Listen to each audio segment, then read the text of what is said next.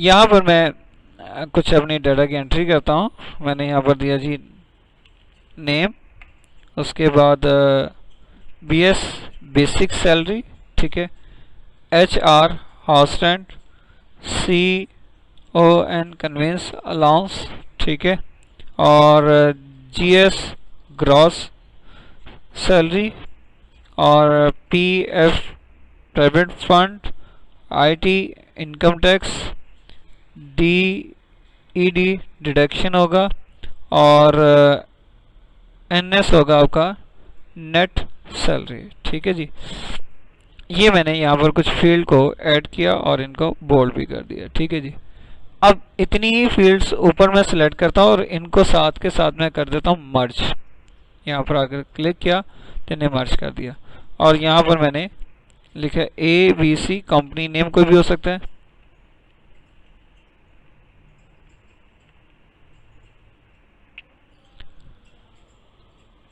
Company, ठीक है, ABC company. नीचे इस सेल को भी सिलेक्ट किया और इसको भी मैंने मर्ज किया, तो यहाँ पर मैंने कर दिया इसे पे रोल शीट। ठीक है, अच्छा जी, यहाँ पर मैं कोई भी नाम दे देता हूँ। ठीक है, ये तकरीबन मैंने कोई चंद एक नाम इसमें ऐड करवा दिया। ठीक है, और नीचे यहाँ पर एक हेडिंग भी दे दी मैंने टोटल की, और साथ में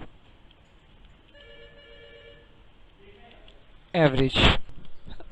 अच्छा जी, यहाँ पर मैं इसको सिलेक्ट करके ना, इस सारे को कंप्लीट को सिलेक्ट करने के बाद Ctrl+1 करता हूँ, बॉर्डर साथ में अप्लाई कर देता हूँ। ठीक है, ताकि साथ साथ इसका कंप्लीट फॉर्मेट भी तैयार हो जाए। ठीक है जी, ये मैंने यहाँ पर बॉर्डर लगा लिया। ठीक है, और उसके बाद नीचे यहाँ पर आकर मैंने इसकी हेडिंग वगैरह दे दी।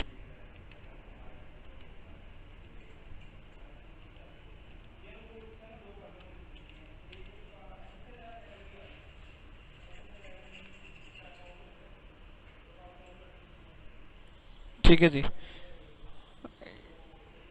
यहाँ पर हेडिंग्स में मैंने इसको पास कर दिया। क्या क्या आएगा,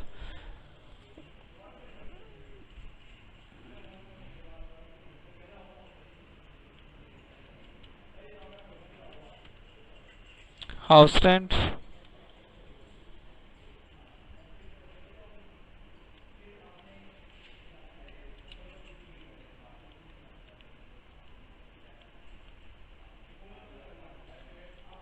कन्वेंस अलाउंस, और प्राइवेट फंड, प्राइवेट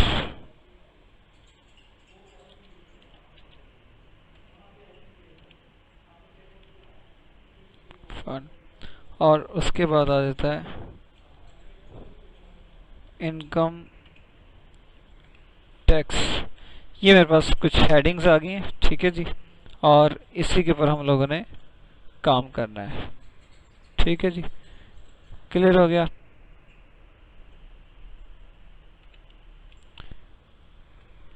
ले जी, सारा कैपिटल में था, ये कैसे आ गया।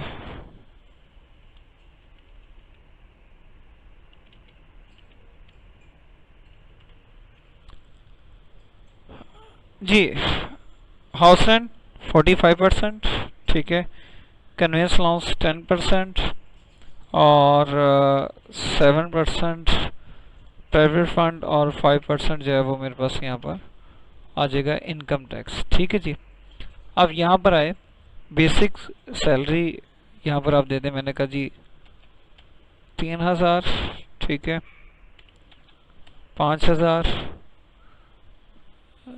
7,000, ठीक है, जो भी यहाँ पर अमाउंट आ रही। हाउस रेंट निकाला इक्वल टू, ठीक है, ये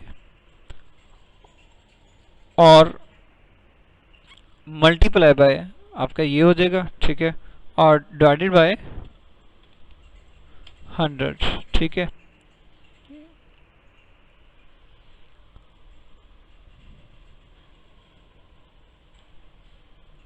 सॉरी, दोबारा से किया, equal to this one multiply house rent, ठीक है, और डिवाइडेड बाय 100, ठीक है। ये आपके पास आंसर आ गया। अब मैं चाहता हूँ हाउस रेंट के लिए 45% ही आंसर आए, तो हर एक का इसी में आए। तो यहाँ पर ये सेल एड्रेस बनता है E16, तो मैं E16 को यहाँ पर बाउंड कर देता हूँ। ये बाउंड करने का मैंने फार्मूला आपको स्टार्टिंग में बताया था, F4, ठीक है।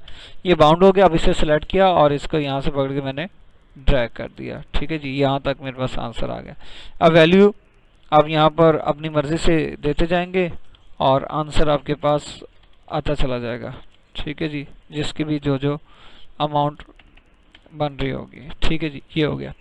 अब कन्वेंस अलाउंस, कन्वेंस अलाउंस क्या है ये, ठीक है, वही फार्मूला होगा, मल्टीप्लाई आप कन्वेंस अलाउंस, ठीक है, सेल एड्रेस को सिलेक्ट किया और उसके बाद डिवाइड कर दिया आपने फिर 100 के साथ, ये कन्वेंस अलाउंस आ गया।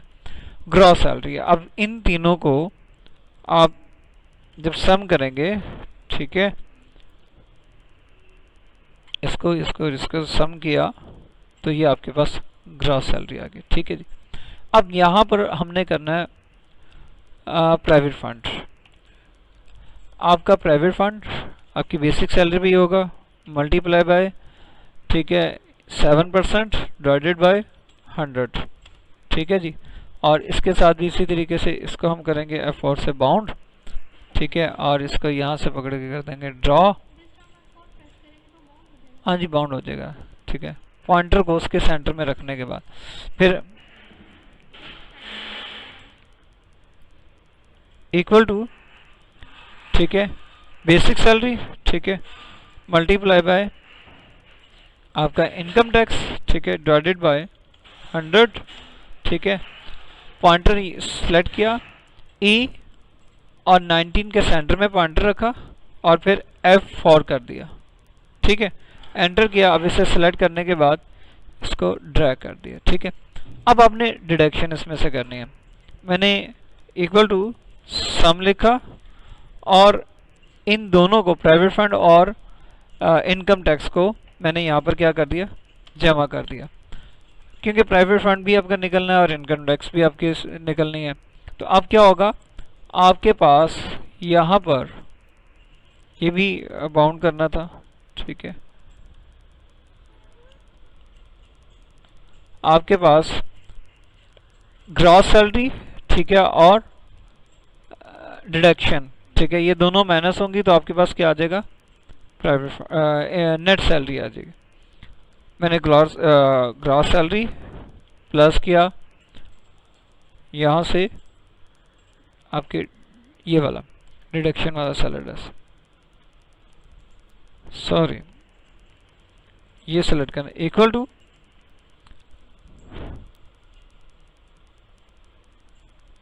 To gross salary minus deduction, enter. ये आंसर आ गया आपके पास। इसको ड्रैग कर दें और इसी तरह इसको पकड़ के इसको भी आप ड्रैग कर दें। अब देखिएगा आपके पास आंसर क्या आ रहा है, ठीक है। और ये आपके पास यहाँ पर फार्मूले लिखे हुए हैं, ये आप चेक कर लीजिएगा, इसका क्या है, इसका क्या है, इसका क्या है, इसका क्या है, और ये तमाम चीज़ें आपने देने। बेसिक सैलरी ये है, हाउस रेंट आपको मिलता है, कन्वेंस अलाउंस भी आप लोगों को मिलता है, ठीक है। ये दोनों चीज़ें और ये तीनों चीज़ों को प्लस करेंगे तो आपके पास ये ग्रॉस सैलरी बन जाएगी। अब आप किसी के अंदर प्राइवेट फंड आपका निकल रहा होता है और आईटी इनकम टैक्स आपका जा रहा होता है इसी सैलरी के ऊपर, ठीक है। इन दोनों को जमा किया तो ये आपके पास 360 रुपये ये बन गए, ठीक है। इन 360 को आपने यहाँ पर ये जो ग्रॉस सैलरी निकाली है इसमें से माइनस करना है तो आपके पास नेट सैलरी आ जाएगी, ठीक है, 4290 आपके पास, ठीक है, 290 आपके पास रुपीस एक फर्द के आंसर आ जाएगा आपके पास, ठीक है जी। ये एक पूरा एक वर्क था, एक छोटी सी असाइनमेंट थी जिसे कंप्लीट मैंने बनाकर आपको दिखा भी दिया, एक एक चीज़ इसमें कंप्लीट भी कर दी।